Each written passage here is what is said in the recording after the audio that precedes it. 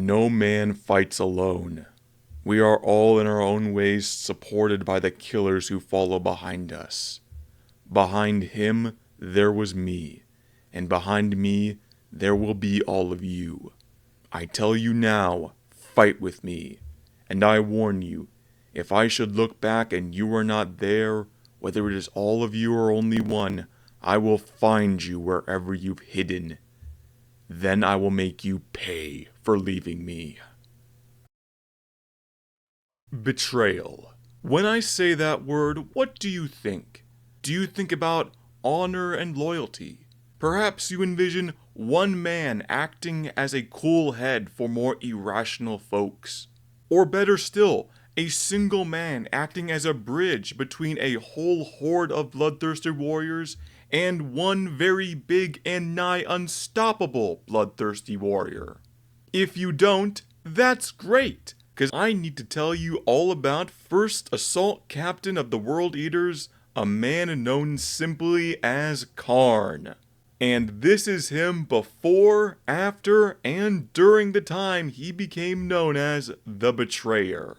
Now, starting at the beginning, you'll be happy to learn that Kharn's story began exactly as your story began.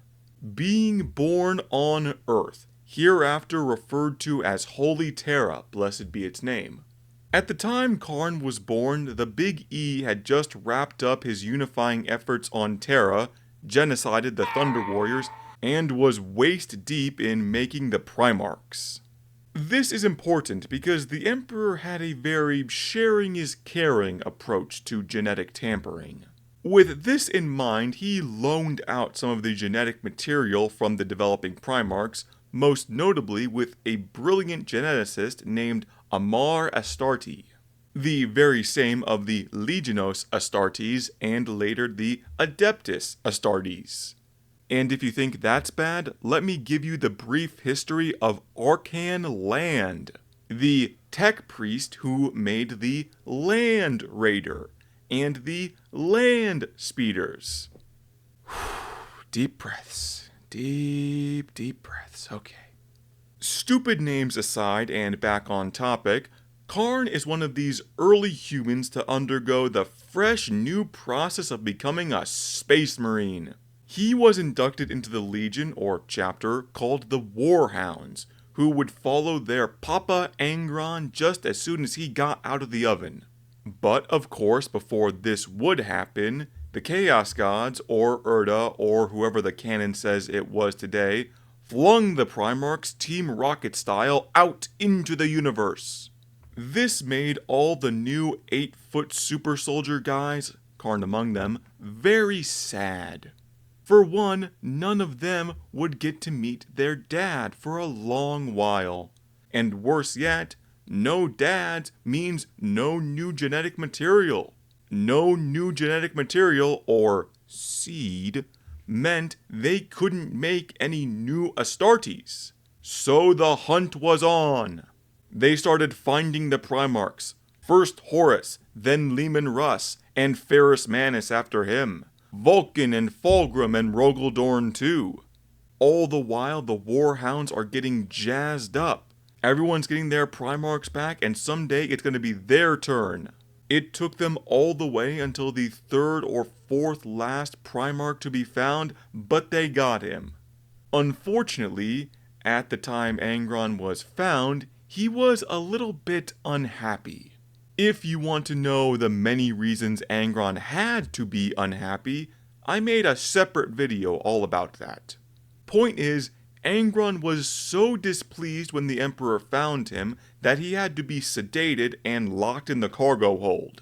But the Warhounds, they didn't care. They were just so happy to meet their Primarch for the first time, and that honor would go to the men at the very top of the Warhounds hierarchy. They went down there to meet him, eager to hear what their dad had to say, and Angron told them to talk to the hand. He illustrated this point by shoving his entire fist down one of their throats. Yes, Angron immediately murdered the entire upper echelon of the Warhounds' leadership. More guys went in to calm Angron down, and he killed them too. A third group went in and they succeeded in being killed by their own Primarch again. Angron was liquidating the Warhounds from the top down until Kharn volunteered to go in. He went into the cargo bay and the floor was just slick like the pavement at a water park, except it's the various bloody remains of other super soldiers. Then Angron came charging out of the darkness like a slasher villain. But Kharn didn't back down. He didn't fight his Primarch, he just stood tall, unafraid. This confused and impressed Angron. Not enough to stop him from beating on Kharn, but he did ask a few questions. So Angron asked, what's going on? And Kharn said something to the effect of, hey man, we're all about you. You want to kill stuff, and we're there for you. We're all about that. Along the way to get you, we've been killing a whole bunch of things. So let's just get together, and we could kill even more stuff. We'll follow you wherever you want to lead us, as long as you're leading us into killing stuff, because we're all about that. It was an impassioned speech, delivered while Angron was still in the process of breaking all of Kharn's bones. Still, it got results. Angron got some calm, most as he ever got calm anyway, and went up to the bridge to assume command of the Warhounds, with his first action being a massive rebranding campaign, changing the Legion's name to the World Eaters. Immediately, Kharn was named as Angron's equerry and champion of the World Eaters, for the first and obvious reason that he was the first person to talk Angron around, a triumph that would only ever be achieved by 2 other people. The lesser reason was that Angron had killed everyone else in the leadership. He'd made it so far down the list of succession that they were naming the Secretary of Agriculture to the White House. But hey, the Secretary of Agriculture was good at his job, and he was about to get even better. Kharn already had a solid reputation for being a good fighter, but then the World Eaters got an idea to be a little closer to their Primarch. The Butcher's Nails, the cybernetic implant in Angron's head that causes heightened regression 90% of the time, and horrible blinding pain the other 10%, they decided to make that a mandatory accessory for the Legion going forward. It worked out very well for them, in the sense of getting closer to their Primarch. In every other sense, it went fucking terrible. Kharn would voluntarily get these implants too, actually being the first Astartes to survive the process, though he remained the cool head of the World Eaters. It's all relative, of course. Put him up against the rage of any other Marine from another chapter, and it's like comparing a blast furnace against the immortal nuclear fire of the sun. Still, Kharn had a job to do, acting as the go-between for a mountainous horde of genetically enhanced cyborg killing machines, and one titanic, genetically perfected cyborg killing machine. It was a job that would stress anyone to their limit. Thankfully, Kharn still had the joys of his hobbies to keep him entertained. Mainly, killing people, because as they say, you do what you love and never work a day in your life. It actually got to such a point that Kharn was given an arcane piece of technology known as a kill counter to display in his helmet visor. It then had to be removed when the number grew so massive it was blocking out the rest of his view. Actually, if you can believe it, Kharn's personal life went beyond rampant second-degree murder. Through fighting in the Crusades and, at the time, friendly duels, Kharn had formed a few tight-knit friendships with the Astartes of other legions, most notably with the Imperial Fist Sigismund, who would go on to form the Black Templars later on. Better still, Kharn got a new chain axe from Angron. It wasn't a gift. Angron had mangled his dual chain axes trying to climb out of a hole. Kharn grabbed one, forced the Mechanicum to repair it, and that's where he got his chain axe, Gorechild. A weapon so useful and reliable, he's still using it 10,000 years later. The good times were rolling on up, right into a brick wall made up of Horus, the Chaos Gods, and the mutilation of the Imperium. If the Horus Heresy was a sporting season, Istvan III would be the first round draft. Except with the added twist that anyone who doesn't make the draft immediately gets fed into a wood chipper. Yes, so absolutely everyone is up to speed. The first battle of the Horus Heresy was between the heretic legions and themselves. It was their way of cutting out the nerds who were still loyal to the Big E, the Imperium, or just hadn't jumped on the War Master's bandwagon quickly enough. Unsurprisingly, the World Eaters had the smallest amount of potential loyalists. As a matter of fact, I think they might have been so kill crazy they had a 100% retention rate. But if there was a party going on, they weren't gonna miss it. Where it becomes important to our boy Kharn is during a duel with a loyalist captain named Gavril Loken, another of Kharn's now former friends. Things were really heating up when Kharn was nearly killed. You see, Kharn was greater than Gavril, but the sharpened plow of a land raider was greater than Kharn, as seen when Gavril pushed him into the path of one, impaling Kharn through the chest. A near brush with death, but as we all know, local man too angry to die, with the help from a few apothecary friends.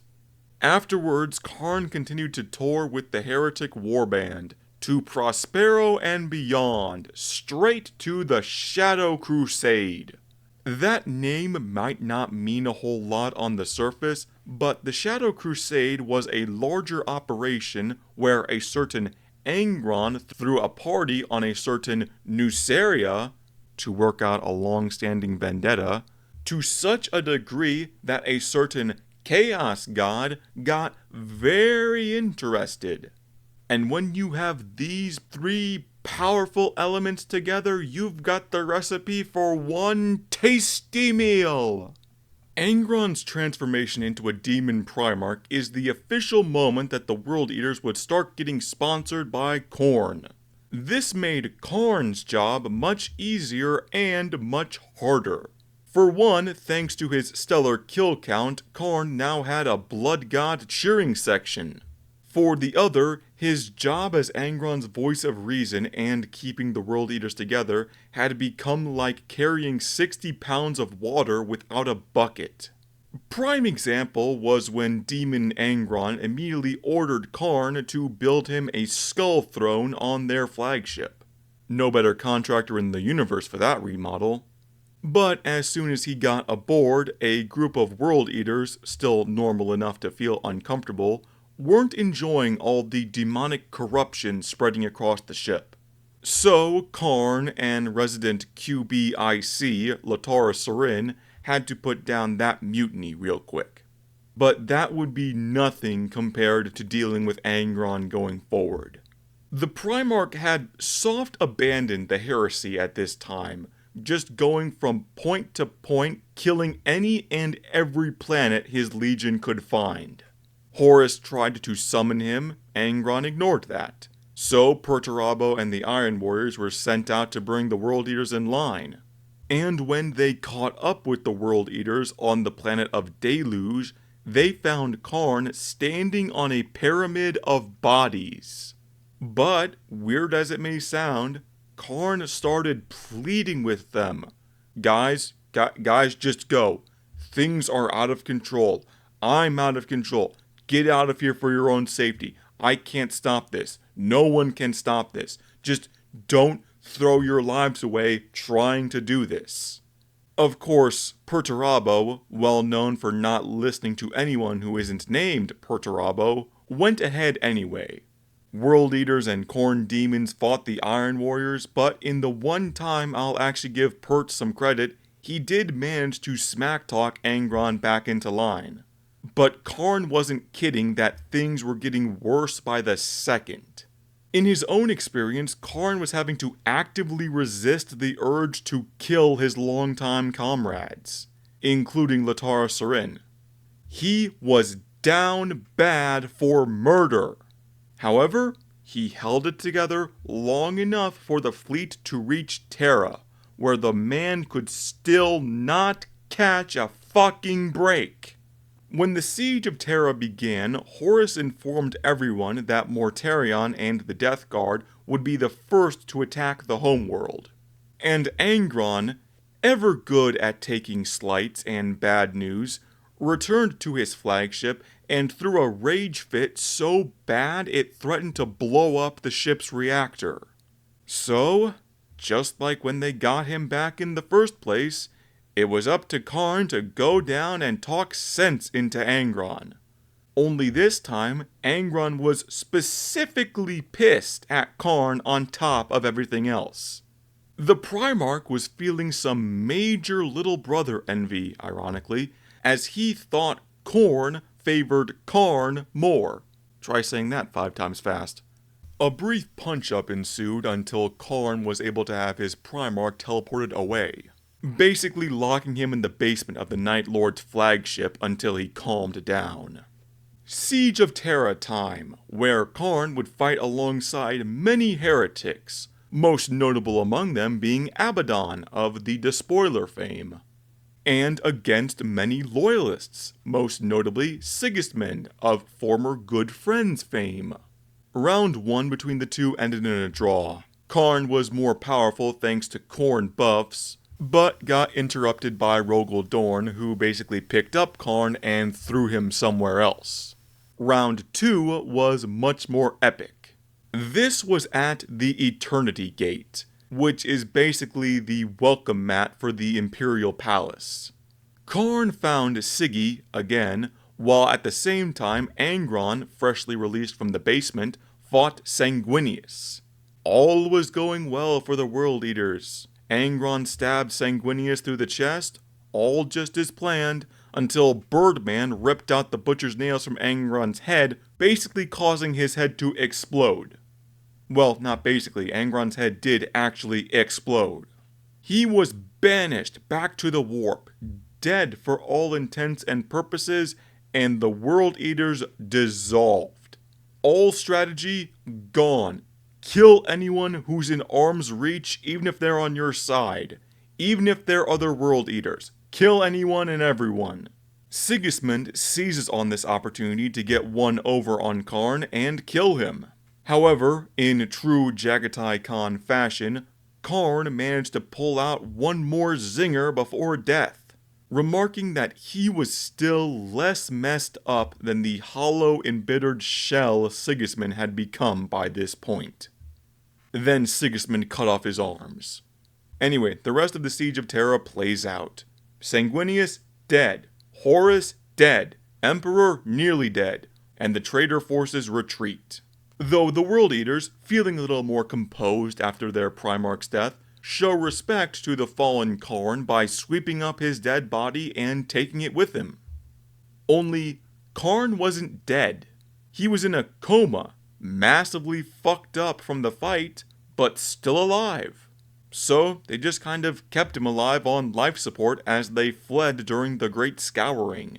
The Great Scouring being the massive Imperial counterattack trying to wipe out the rest of the fleeing traitors. Needless to say, this was a bad time to be a heretic, but we only care about what happened to Kharn in all this.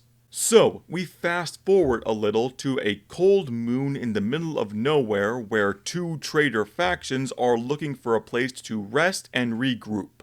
The World Eaters and the Emperor's children. Kharn wakes up from his coma, something along the lines of, "This planetoid ain't big enough for the 2 of us," and the 2 legions start battling. Now, by this time, the World Eaters were barely holding together. A group of roided up cyber psychos with no one to rally behind. Except now, Kharn's awake, and they have him. So he gave a big speech, united them together in one great army, and they started taking the moon from the Emperor's children, naming it Scalathrax. However, just before victory could be well and truly achieved, night fell, where the moon became so frigid that even Astartes couldn't handle it. So everyone retreated and quit fighting. Except for Kharn. And this was the moment. This right here was the moment that Kharn earned his title. Because the heresy is lost. The Primarch is gone again. Everything he's been working for, holding it together for, has all been for nothing. And now, these motherfuckers are gonna stop on the eve of their first victory in decades? Well, you know what? That's just fine.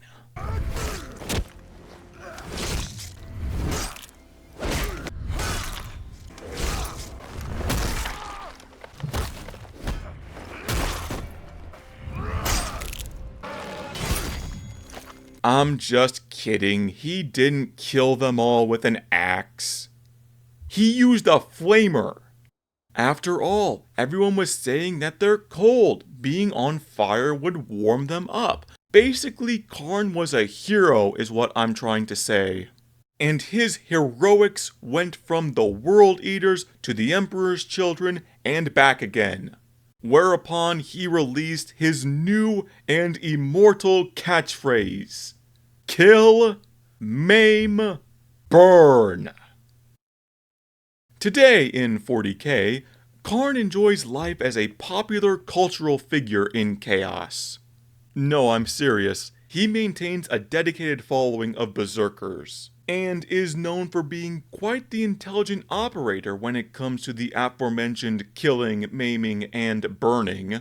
He maintains a professional friendship with Abaddon, holds the title of the oldest living space marine, and his boss has nothing but good things to say about him.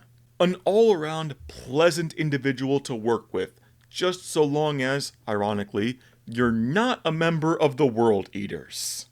On the other side of things, everyone in the Imperium and beyond knows that when you see Kharn, that is it. The man has cut through Necron overlords, Hive tyrants, Eldar archarchs, Drukhari archons, Orc war bosses, and yes, even greater demons. Age has not mellowed him. Killing is his business, and he's so far in the black that all he can see is red. Because that is the Astartes known as Kharn, ladies and gentlemen. The moment Angron was given mastery over us, we stopped being what the Emperor wanted, and became what our father wanted instead. How could he have not foreseen the madness to come when it was he who made it happen? Or did he even care, so long as we spilled the blood he needed spilled to expand his realm? If you desire to cast fault for the path the 12th Legion embarked upon, the true blame could be placed nowhere than at the throne of Terra, at his feet. 8th Captain Kharn. Now it's time for me to let you in on a little something. I've always been divided between 3 Space Marine chapters on who is my most favorite. I can never decide, until now, where I've made 3 videos on 3 key members of those chapters. And whichever one of those performs the best will break the tie forever. I look forward to seeing the results at the end of October. Thank you.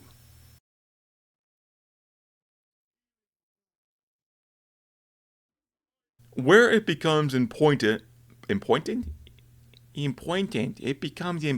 to our boy Kharn. Where it becomes important